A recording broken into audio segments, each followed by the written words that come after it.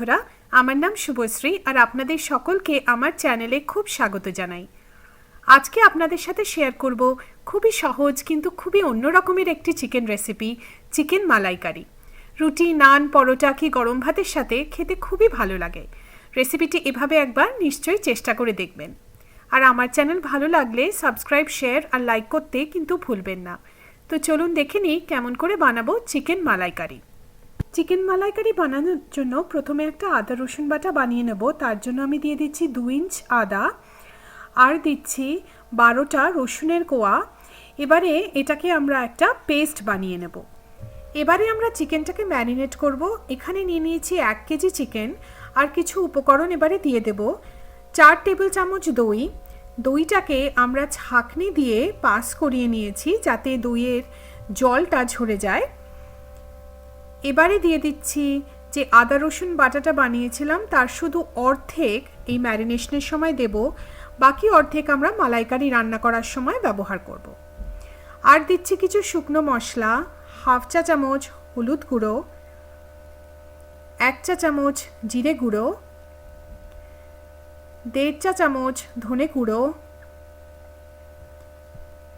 2 চা চামচ লঙ্কা গুঁড়ো, এটা আপনারা আপনাদের ঝালের প্রেফারেন্স অনুযায়ী অ্যাডজাস্ট করতে পারেন, 1 চা চামচ নুন, আর দিয়ে দিচ্ছি 1 টেবিল চামচ তেল। এবারে আমরা চিকেনটাকে এইসব উপকরণ দিয়ে ভালো করে মাখিয়ে 30 থেকে 45 মিনিট মতো রেখে দেব। এবারে আমরা চিকেন মালাইকারি বানানো শুরু করব। তার জন্য দিয়ে দিচ্ছি 4 টেবিল চামচ তেল। তেলটাকে প্রথম খুব ভালো করে গরম করে নেব। তেলটা গরম হয়ে গেছে, এবারে দিয়ে দিচ্ছি কিছু গোটা গরম মশলা। এখানে নিয়েছি 3টে তেজপাতা, 2টো 1 ইঞ্চ দারচিনি, 6টা ছোট এলাচ, 7টা লবঙ্গ আর 3টে কাঁচা লঙ্কা। এগুলো সব দিয়ে দিচ্ছি। আর এবারে 30 থেকে 40 সেকেন্ড মতো আমরা এই গোটা মশলাকে একটু ভেজে নেব। গোটা মশলাটাকে আমরা ভেজে নিয়েছি। এবারে দিয়ে দিচ্ছি 2টো মাঝারি সাইজের পেঁয়াজ, 300 গ্রাম। পেঁয়াজটাকে আমি কুচো কুচো করে কেটে নিয়েছি। এবারে পেঁয়াজটাকে ভালো করে লালচে করে ভেজে নেব। পেঁয়াজটা ভালো করে ভেজে নিয়েছি।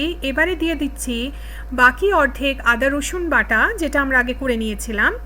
আর এবারে আমরা 3 থেকে 4 মিনিট আদা রসুন বাটাকে একটু ভেজে নেব যতক্ষণ না কাঁচা গন্ধটা চলে যায়। 3 মিনিট হয়ে গেছে আর আদা রসুন বাটার কাঁচা গন্ধটাও চলে গেছে। এবারে আমি চিকেনটা দিয়ে দিচ্ছি।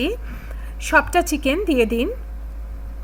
এবারে আমরা চিকেনটাকে 8 থেকে 9 মিনিট মতো কষিয়ে নেব যতক্ষণ না চিকেন থেকে জল ছাড়তে লাগছে আর মশলা থেকেও তেল ছাড়া দেখতে পাবো।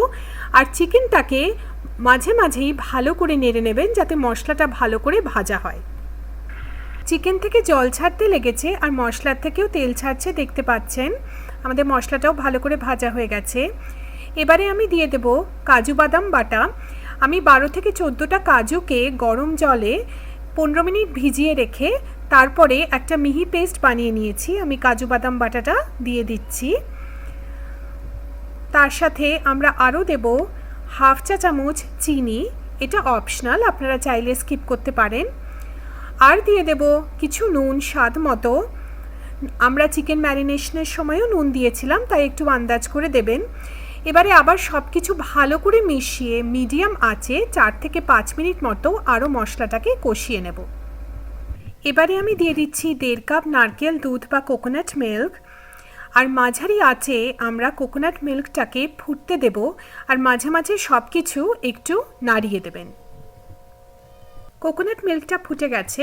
এবারে আমরা একটা ঢাকা দিয়ে মাঝারি থেকে মাঝারি লো আঁচে এটাকে রান্না হতে দেব যতক্ষণ না চিকেনটা পুরোপুরি সেদ্ধ হয়ে যাচ্ছে। চিকেনটা পুরোপুরি সেদ্ধ হয়ে গেছে আর আমাদের চিকেন মালাইকারি একদম তৈরি। খুবই সহজ কিন্তু খুবই অন্য রকমের একটা চিকেন রেসিপি।